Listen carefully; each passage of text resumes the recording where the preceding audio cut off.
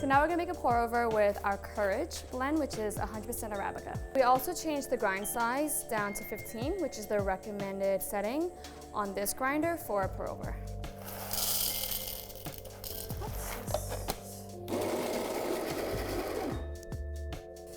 So first, before we add the grinds, we're just gonna clean the filter with some hot water. So now we add 22 grams of coffee, and it's fine like beach sand.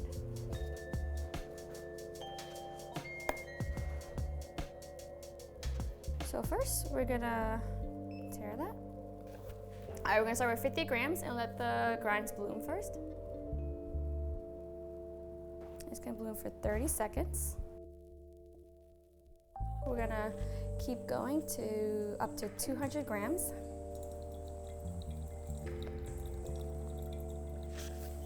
All right, and then we're gonna finish off at 320.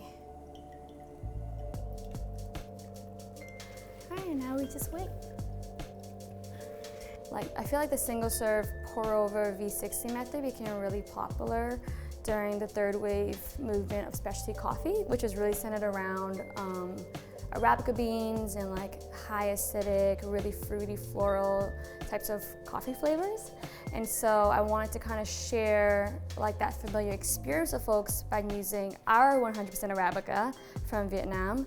And also because it is like such a quick extraction, and since Arabica beans have like 6% more sugar and also 6% more fats than Robusta beans, I feel like you're gonna get much more of a like floral and sweet experience in this really quick extraction. And we're all done.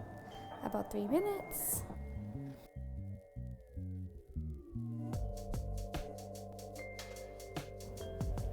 Ta-da! All right, I'm gonna try this. Oh yeah, it has a nice hint of like fruit and like some cherries, but it's not too tart. But this is a great option for folks who kind of prefer a more fruity, sweeter coffee.